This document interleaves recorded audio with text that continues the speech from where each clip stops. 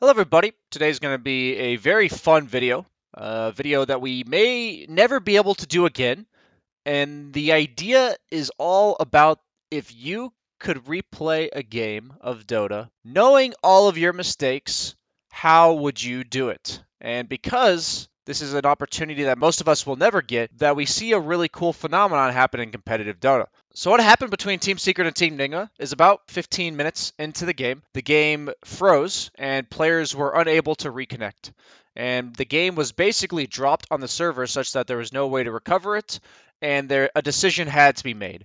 And inevitably, Valve decided that the game would get replayed on the exact same heroes, with the exact same lanes, and the exact same starting items. However, the game won. A lot had happened. A lot can happen in the first 15 minutes of Dota. And one would argue that the lineup for Enigma, as you see below us here, is the superior late game lineup, and they were winning by about 1,000 gold, and had just won a fight when the game froze. So we're going to see everything Secret changed in order to come back into this game, version 2 of Game 2, in order to potentially change the tides, any lessons that they had learned from the previous run that made it so things didn't go quite so well. And this is a perfect opportunity not only to have fun with it, but also to learn, because how often will you get to see a pro player correct his mistakes in real time? Usually by the time you realize you've messed up in Dota, it's already too late. Banana slam jam.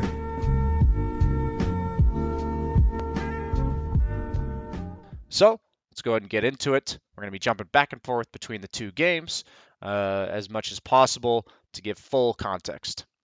In game one, the first major difference that I noticed is Matumba Man is going to run himself towards the dire triangle as the runes are about to spawn, scouting for his team.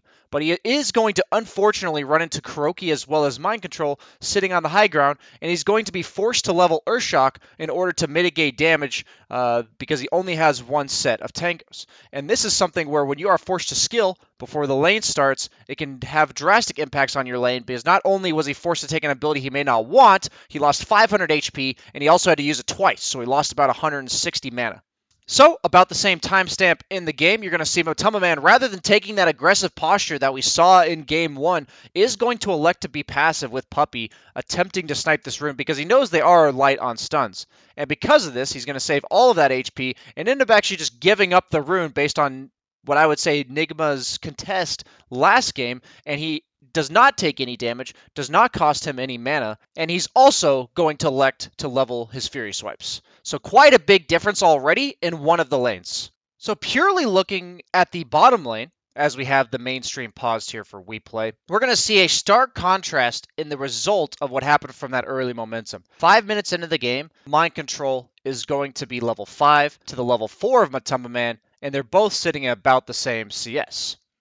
While, if you go to the second game, where Matumba Man did not make the mistake at the rune, he's going to be level 4.5 with 6 more CS than Mind Control, while Mind Control is sitting at a lower level than him as compared to last game where he was a full level ahead. So we already see the momentum shift that occurred in the bottom lane purely based on the skill that was taken at level 1 and the interactions that happened at the rune. Proof enough that even just a little mistake at the pregame can cost you heavy dividends in the laning phase. So when we look at all three lanes at 5 minutes in the first game, it looks like it's about even on CS across the board. It's 1 or 2 in favor of either team on all three lanes. While if we compare to game 2, it is a 2 to 5 CS advantage in every lane for Secret. So we can already tell that this momentum-based lineup, snowball kill potential of the Ursa, the tower taking of the DK, is already off to a much better start in Game 2 than they were in Game 1. So in Game 1, we see that Nisha, in terms of item and skill build, went for boots first as his first major item, and then he also went for a 3-1-1 skill build. And we see here that he's then queued up the stick going into the wand. However, in the second game, we can see that at level 4, he's already put an extra skill point into his Dragon's Blood, as opposed to the 3-1-1 that we saw in the first game, and then he also went for the Magic Stick prior to the boots. So in Game 1, purely based off of the minimap, we can tell that Miracle is going to elect to go to base at the 5-minute mark. If we look at his health and mana bar at the top right of our screen, we'll see that he's out of mana and he feels the need to defend his tower. In game 1, he was level 6 right when he went back to base, so he wanted to get his ultimate and he wanted to reset. However, in game 2, he just hits his level 6 at 5.5 minutes as opposed to 5 minutes. We are going to see Kuroki actually rotate in to make sure that DK is not able to tank this tower to keep the catapult alive. So Zai in the top lane is dealing with a very heavy harass lane, as you see in game 1. So he had elected to already go for a Ring of Health in preparation for exactly what he was going to be dealing with. So when we flash forward to Zai's items at about 6 minutes into the game, we're going to see that he has a Ring of Health as well as a Soul Ring with just 2 branches in his inventory. So when we compare that to game 2, when we look at his items, he went for a much earlier stick that we're seeing at only 4.5 minutes into the game, and a full wand that is completed before even buying his Soul Ring. So it shows that he's emphasizing much more sustain himself. So in game 1, when we look at about the 6-minute mark, the first rune has been picked up by DK, and he has a double damage on Nisha. And Miracle's going to be forced to coil defensively for himself and barely survive with 10 HP. GH is going to rotate back in because the 2 bottle charges from the bounty rune simply weren't enough. And we're watching that their distribution of the map is Spectre by himself top, as well as Darkseer bottom. And then because GH is not forced to rotate in like we saw in game 1, Nigma is actually going to get a lot more damage on Zai and aggression with ILTW plus GH in the top lane because they're able to dedicate much more resources here. And this is such a huge difference on momentum on the map. So I just want to remind everybody who may be a Team Nigma fan, anyone who thought that this rerun of this game was purely beneficial to Secret because it looked like they weren't doing so hot and then they were able to win game 2, it did not purely benefit them. I'm already seeing a huge benefit for Team Nigma due to resources just simply from the RNG of a rune as well as the timings of Miracle TPing back into the mid lane. So you can see that they've connected with the IO as well as the puck, but as you see here, they then see an opportunity to smoke, and they're going to take a fight in the bottom lane at 8 minutes. And this is a situation that was started by the initial rotation of the IO to the puck at 7 minutes into the game to refill his health and mana. So now when we watch the 7-minute mark of game 2, even though we see completely different occurrences between game 1 to game 2 here, GH is going to look to connect to Miracle anyways, and it's showing that a lot of things in the game are relatively scripted. We've seen so far that a lot of common occurrences between the 2 games are happening. However, they're happening at different timings, purely based on moving factors throughout the game. So because IO plus Puck are the momentum creators for the side of Team Nigma, based on what happened in the first game, the fight occurs bottom. And the fight is going to occur in the mid lane as opposed to the side lanes. And we're going to see a dive aggressively on Yapsor, force a rotation. Same thing where ILTW haunts in and forces an engagement with that first puck coil where IO plus the puck have connected to create this entire thing happening. And this is going to be a fight that in game 2 looks really good for Nigma, just like the one bottom, but because it's much easier to dedicate resources to the mid lane because it's right next to this tower, we're going to see all of Secret join into this fight as opposed to what we saw kind of jump ship and abandon in game 1 because bottom lane is much more difficult to collapse on. And because of this, Nigma, who took a 2 for 0 in game 1 with this first engagement, is now going to start the engagement getting a few kills, but they're actually going to lose all 3 heroes, including the puck. So in game 1, we're going to see another contest at the rune. First, we saw it in game 2 at the 8-minute mark. Now we're seeing it in game 1 at the 10-minute mark. You can see that despite anything that changes throughout the course of the game, heavily emphasized for both teams the momentum in the mid lane. And in game 1, we're going to see the proactive rotation actually coming out from Secret rather than reactionary, and they're going to manage to get a kill onto Miracle. So the next occurrence in game 1 is that Nisha is going to try to invade the enemy stacks at 11 minutes. And he's also gone for the hood. Let's take note of that. So now that Nisha's gone for the hood and he's also invading the enemy stacks, Nigma is going to contest this. A big part of this is the fact that Haunt is now off cooldown from the original engagement that occurred at about the same time in both games. Suddenly DK, who's off to a really good start in game 2 when they killed the puck, had a little bit of a momentum shutdown in game 1. I know it's a little hard to keep up, but I'm trying to make sure I keep you guys posted. Always look at the minimap if you're questioning which game it is.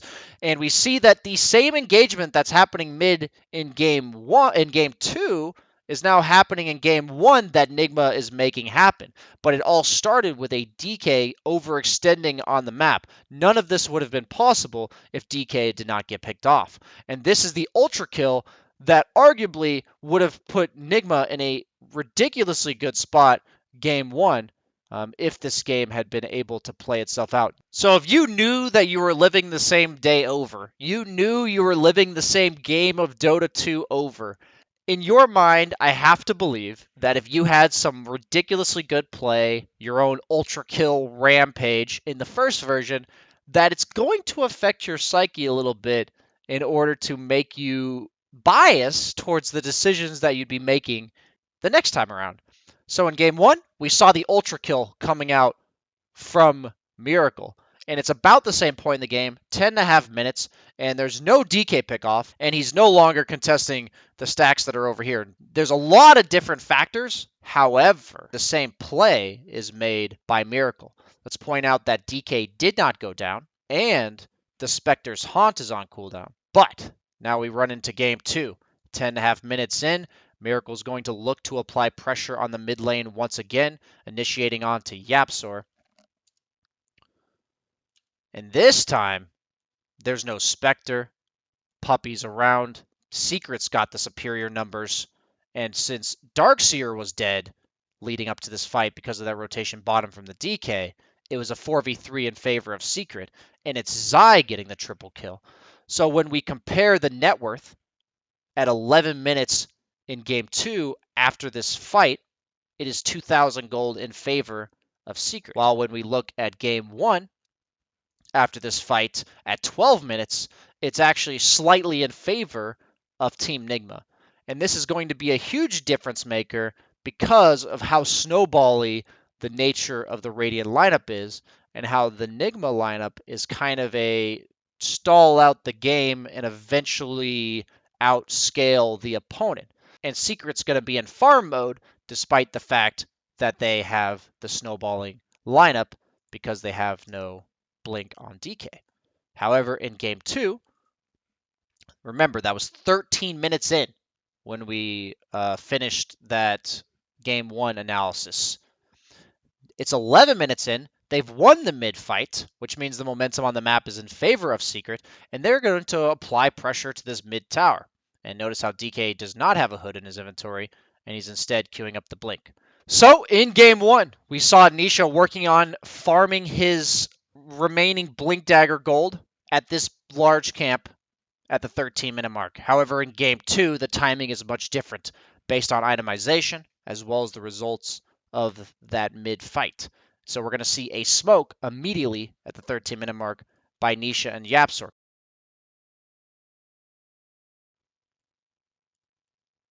They are going to catch out Mind Control and get a crucial kill on Darkseer, it appears. Where Nigma is also going to defensively haunt game 1 because of this hood and the delayed blink timing. Look at what Mind Control gets to do.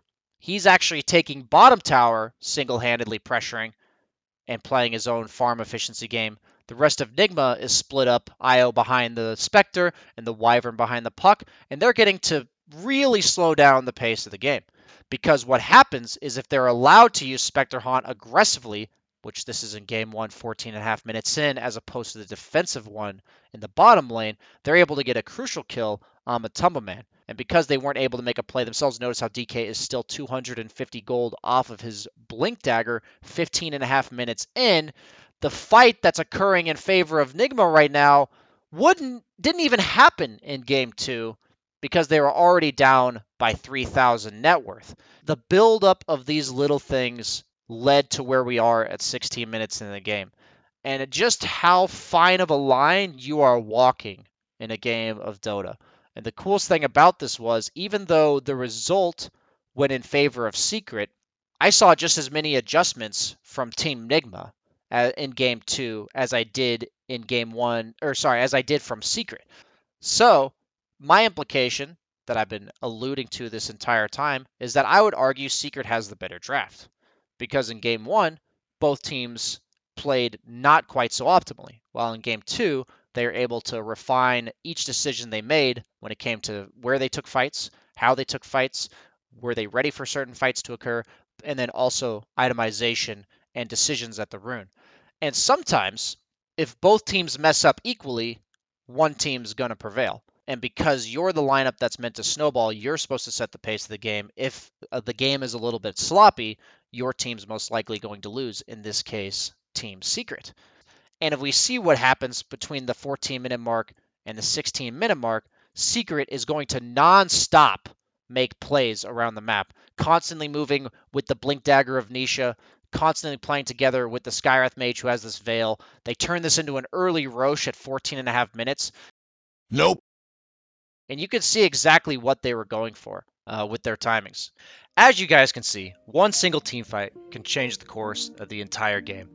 And we'll never know if Nigma would have won Game 1, and all we will know is that the history books will show Team Secret taking the victory. Please leave it in the comments section what you thought of the video. Like it if you liked it, all that kind of stuff. I'm supposed to guilt trip you into subscribing to the channel and telling all your friends about the channel and selling out for the channel even though it's absolutely free.